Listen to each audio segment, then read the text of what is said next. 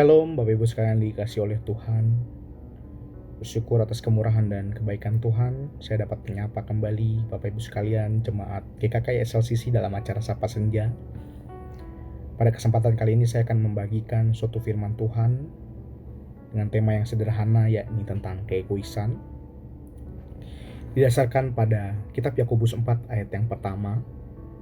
Di sana firman Tuhan menyatakan, "Dari manakah datangnya sengketa dan pertengkaran di antara kamu? Bukankah datangnya dari hawa nafsumu yang saling berjuang di dalam tubuhmu?" Di sini kitab Yakobus ingin mengajarkan kepada kita bahwa setiap sengketa, pertengkaran, masalah yang terjadi di dalam hubungan antar pribadi dapat disebabkan karena sikap mementingkan diri sendiri atau keegoisan. Keegoisan ini menghancurkan hubungan. Keegoisan menjadi penyebab nomor satu terjadinya konflik, bahkan terjadinya perceraian di dalam hubungan rumah tangga, dan dalam skala yang lebih luas dapat menyebabkan terjadinya perang karena perbedaan atau perebutan kepentingan Bapak Ibu sekalian. Jika keegoisan ini menghancurkan hubungan, maka kita perlu belajar Bapak Ibu sekalian, supaya kita mampu menjaga hubungan kita dengan orang lain. Dan tentu saja tujuannya adalah senantiasa memancarkan kasih Tuhan, di mana di dalamnya tidak terdapat keegoisan atau mementingkan diri sendiri. Maka kita harus senantiasa belajar untuk tidak mementingkan diri sendiri. Apa langkah sederhananya tidak mementingkan diri sendiri? Yakni mengurangi saya dan melebihkan kamu. Ini berarti kita belajar untuk memikirkan orang lain lebih daripada kita memikirkan diri sendiri. Kita belajar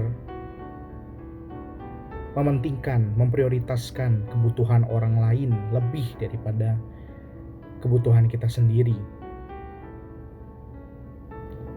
Dan inilah sikap tidak mementingkan diri sendiri Bapak Ibu sekalian, seperti yang dijelaskan di dalam Filipi 2 ayat yang ketiga dan ayat yang keempat. Firman Tuhan menyatakan, dengan tidak mencari kepentingan sendiri atau puji-pujian yang sia-sia. Sebaliknya hendaklah dengan rendah hati seorang menganggap yang lain lebih utama daripada dirinya sendiri.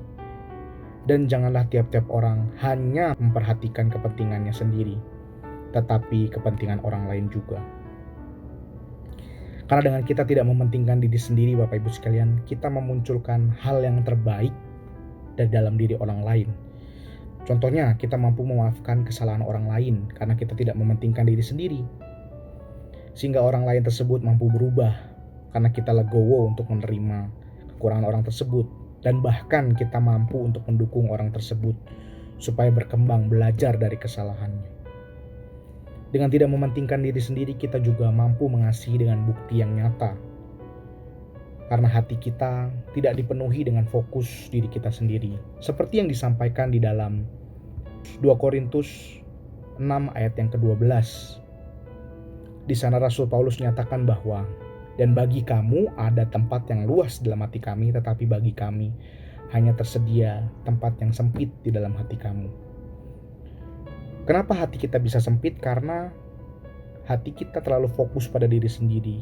Kita terlalu mementingkan diri sendiri, sehingga tidak ada ruang bagi orang lain. Dan inilah juga yang mampu menimbulkan keegoisan tersebut Bapak Ibu sekalian. Oleh sebab itu kita perlu belajar untuk bersikap seperti Tuhan. Tuhan Yesus yang di dalam Filipi 2 ayat 5 sampai ayat yang ke-7. Di sana digambarkan telah mengosongkan dirinya sendiri dan mengambil rupa seorang hamba dan menjadi sama seperti manusia.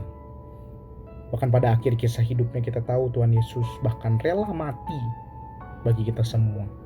Ia yang adalah Tuhan mengambil rupa menjadi seorang manusia, bahkan sampai mati di kayu salib.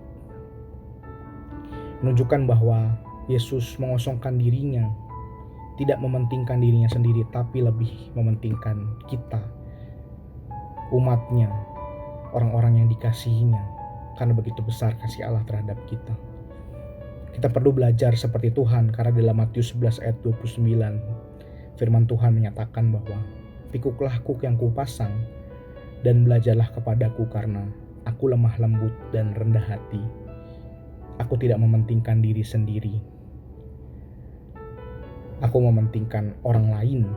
Maka kita harus belajar juga, Bapak Ibu sekalian, kita membuang keegoisan kita membuang sikap kepentingan diri sendiri kita, dan belajar untuk lebih menerima orang lain, lebih mampu mementingkan orang lain. Maka saya yakin dan percaya jika kita mengedepankan hal tersebut, kita mementingkan orang lain lebih daripada kepentingan kita. Kita mencoba untuk memprioritaskan orang lain. Bapak, Ibu, Saudara sekalian yang menikah memprioritaskan pasangannya lebih daripada dirinya sendiri, maka saya yakin dan percaya ketika keegoisan itu keluar atau perlahan dibuang dari hubungan kita, hubungan interpersonal kita, hubungan antara pribadi kita, maka kita bisa melihat bahwa hubungan kita dengan orang tersebut, pasangan suami istri, bisa lebih harmonis. Dan segala sesuatunya kita mampu kerjakan dengan kasih yang nyata tentu saja. Dan apa yang kita kerjakan itu kita persembahkan untuk mempermuliakan nama Tuhan. Kiranya renungan singkat pada sore malam hari ini mampu menginspirasi kita semua untuk kita mawas diri, supaya kita tidak menjadi pribadi yang egois, yang mementingkan diri sendiri lebih dari kepentingan orang lain.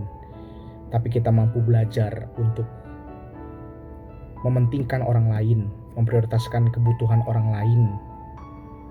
Dan kita juga belajar untuk mampu merendahkan diri kita, sama seperti Tuhan telah teladankan kepada kita. Shalom, sekian sharing saya pada sore malam hari ini. Sampai bertemu pada kesempatan yang selanjutnya. Dan selamat sore, Tuhan Yesus memberkati.